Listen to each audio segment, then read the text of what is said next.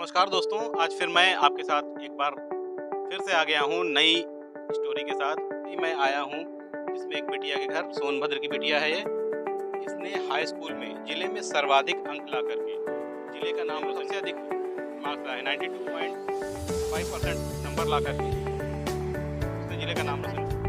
पूरे 555 600। तो तुम्हारे पिताजी क्या करते हैं? मेरे पिताजी खेती करते तो ये बताओ कि इसके अलावा भी कुछ करते हैं या फिर खेती से ही पूरा काम चलता है? हैं, खेती से हम लोग का काम चलता है पूरा। कभी दिक्कत नहीं हुई पढ़ाई के लिए, जैसे कापी किताबें और जो भी चीज़ें जरूरी होती हैं, तो पिताजी ला के देते थे हमेशा? दिक्कत तो हुई इन सब की, बट हमारे कोचिंग के टीचर्स थे, वो पूरा मैनेज कर दिए सब, दे देते थे। आइए देखते हैं कि ममता किस तरह से किस घर में रहती है और किस तरह से घर की स्थिति है, कंडीशन क्या है। चलो ममता दिखाओ जरा अपने घर का क्या है, किस तरह से। देखिए ममता का पूरा घर है और घर आप देख रहे हो कि अभी ये घर तो नया बना है, लेकिन इससे पहले ममता जो है कच्चे घर में रहती थी।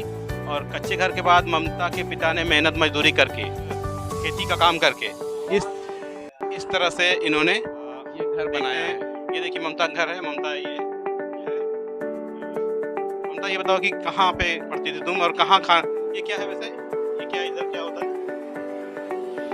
देखिए ममता का घर किस तरह से, एक ही चारपाई पड़ी हुई है, इस चारपाई पे ममता का बैग पड़ा हुआ देखिए।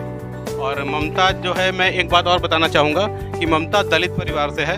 देखिए ममता ने यहाँ पर फोटो लगा रखी है सावित्रीबाई फुले की, और ममता का परिवार इस कमरे में रहता है, ममता भी यहाँ रहती है।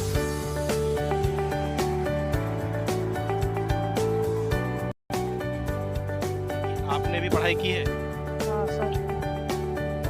क्या पढ़ाई की है आपने? हाँ सर, आप बीए तक पढ़ी हैं, तो शायद इसीलिए आपने अपनी बिटिया को इतना पढ़ाया गरीबी में रह के भी, कि शायद शिक्षा का। हाँ सर। सोचती है ममता क्या बने? सर हम तो सोचीला कि ममता डॉक्टर बनल चाहती तो डॉक्टर बने। हम लोग जैसे मजदूरी कैली वैसे बेटी बेटा न। सर मुश्किलें तो बहुत आती है, कभी कभी तो 1 रुपया घर में नहीं रहता है। बच्ची कहती है मम्मी दो हमको कलम खरीदने के लिए, तो उसके लिए हम सोचने लगते हैं कि कहाँ पर पाएँ और कहाँ से दें ममता को। ममता ने आज सफलता प्राप्त की है। ममता के 555 अंक 600 में आए हैं, मतलब 92.5%, जो कि पूरे जिले में सर्वाधिक हैं। बड़े बड़े कॉन्वेंट स्कूलों में पढ़ने वाले लोग भी इतने हैं। देखिए कितने गरीब परिवार से है, पूरा घर भी नहीं बना हुआ है। ममता खाना कहाँ बनता तुम्हारा, कहाँ पे? ये मिट्टी का चूल्हा है। शहरों में तो आपने देखा नहीं होगा, लेकिन यहाँ पर गाँव में देखिए मिट्टी के चूल्हे पर, और उधर पीछे लकड़ी पड़ी हुई है, और ये लकड़ी इसमें लगाकर खाना बनता है। और ममता की माँ कह रही हैं कि पानी जब बरसता है तो खाना बनना भी मुश्किल हो जाता है। तो ये देखिए ममता के घर का कंपाउंड है। यहाँ पर ममता ने कुछ पशु भी पाल रखे हैं। के पिताजी किसी तरह से अपना गुजारा कर रहे हैं, लेकिन इसके बावजूद भी ममता ने ठान रखा है कि वो पढ़ेगी। अच्छा ममता ये बताओ कि अब पढ़ लिख के तुम क्या बनोगी? हमें पढ़ लिख कर आगे डॉक्टर। देखिए कि ममता के घर में किस तरह से ये कंडा अपना घर में रखी हुई हैं, जो कि पशुओं के गोबर से ये बनाते हैं, और उसके बाद इसी को जलाने में प्रयोग करते हैं, जिससे खाना बनता है। और बता दें कि ममता के घर की स्थिति इतनी कमज़ोर है कि यहाँ पर काफ़ी जिले में टॉप किया है। तो किसी भी सरकारी अधिकारी या किसी नेता ने आकर तुम्हारी मदद की या किसी से पूछा? No sir. कोई भी आया तुम्हारे घर पे? कोई भी आया रिजल्ट निकलने के बाद?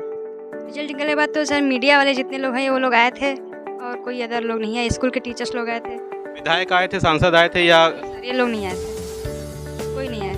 देखा आपने कि किस तरह से हमारे गांव में, हमारे ज़िले में, हमारे प्रदेश में प्रतिभाओं की उपेक्षा की जाती है। ममता की मम्मी खड़ी हैं, दादी खड़ी हैं, और ये ममता के पिताजी हैं। ठीक है, ममता की आपकी है तो अच्छा लगा, अब उसका आगे का ख्वाहिश हो तब ना हमको अच्छा लगेगा। अब जहाँ तक होगा हमारा सपोर्ट करेंगे, नहीं तो सरकार। क्या चाहते हैं आप, किस तरह की मदद चाहते हैं? अब हम यही मदद चाहेंगे कि मेरी बच्ची पढ़े, और हमको कुछ नहीं चाहिए। तब कोई मदद के लिए सामने आया? कोई नहीं आया अभी तक, बस ऐसे ही आकर फोटो वोटो खींच कर प्रशंसा करके चले जाते हैं लोग। पता नहीं अभी तक कहीं से कोई मदद नहीं मिली, कोई मदद नहीं आया।